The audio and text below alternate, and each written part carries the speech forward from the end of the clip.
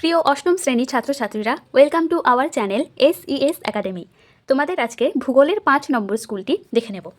সঠিক উত্তরটি নির্বাচন করে লেখো। 25 ডিগ্রি থেকে 35 ডিগ্রি উত্তর ও দক্ষিণ অক্ষাংশের মধ্যবর্তী অঞ্চলকে বলে অশ্ব অক্ষাংশ।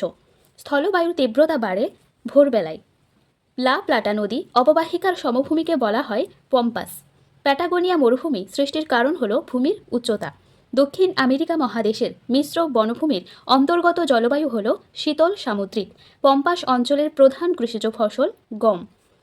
2 এ নিচে বিবৃতিগুলির পাশে শুদ্ধ ও অশুদ্ধ লেখো। চাঁদ ও সূর্যের চারপাশে বলয় আকারে মেঘ হল স্ট্র্যাটাস, অশুদ্ধ। লরেন্সীয় উচ্চভূমি হল সিল্ট মালভূমি, শুদ্ধ। হুরন ও ইরি হ্রদের মধ্যবর্তী নায়াগ্রা জলপ্রপাত, অশুদ্ধ, কারণ ইরি ও অন্টারিও হ্রদের মধ্যবর্তী নায়াগ্রা জলপ্রপাত।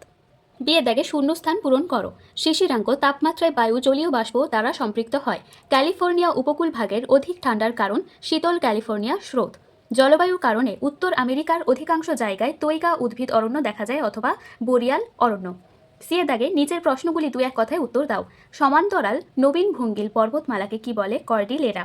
কানাডীয় সিল্ট অঞ্চলের প্রধান স্বাভাবিক উদ্ভিদ কি? সরলবর্গীয় উদ্ভিদ, যেমন পাইন, ফার, প্রুস ইত্যাদি। উত্তর ও দক্ষিণ আমেরিকার মধ্যবর্তী সংকীর্ণ ভূখণ্ডের নাম পানামা যোজক। উত্তর আমেরিকা লরেন্সীয় জলবায়ু অঞ্চলের শরৎকালকে কি বলে? ফল। এরপর ডি এর দাগে বাম দিকের সঙ্গে ডান দিকের স্তম্ভ মেলাও। বাম দিক এবং ডান দিক। এস্টেন্সিয়া, ডি পশুচারণ ভূমি। কর্ডোবা, এটা হবে দুগ্ধ শিল্পকেন্দ্র। অ্যাক্রন, রবার রাজধানী। ডেট্রয়েট, এখানে মোটর গাড়ি শিল্প কেন্দ্র দেওয়া উচিত ছিল, কিন্তু এটা দেয়নি, তাই এখানে ময়দা শিল্পকেন্দ্র। 3 দাগে নিচের প্রশ্নগুলি সংক্ষিপ্ত উত্তর দাও। ঘূর্ণবাতের চোখ কি?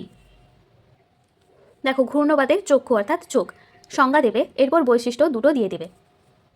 এরপর রয়েছে স্লিট কাকে বলে? স্লিট বা বরফপত্র এইখান থেকে এইখান অবধি। ঝোপ তুন্দ্রা কি?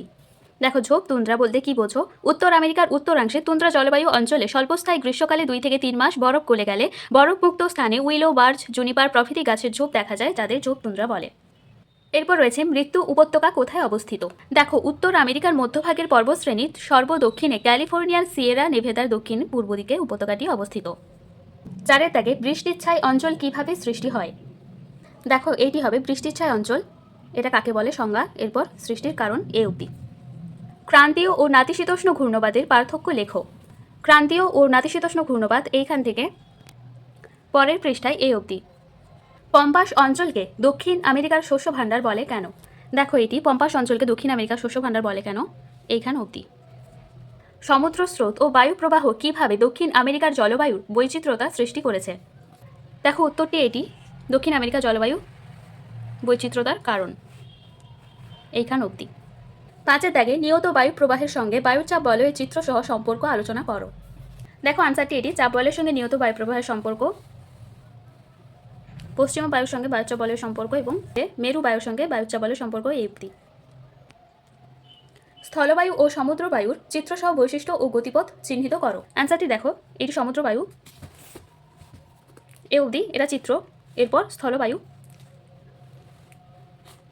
এ অবধি চিত্র। চলো, ক্লাসটি এখানে শেষ করছি। পরের দিন আমরা 6 নম্বর স্কুলটি দেখে নেব। ক্লাসটি ভালো লাগলে অবশ্যই লাইক করো, সাবস্ক্রাইব করো এবং বন্ধুদের সাথে শেয়ার করে দিও।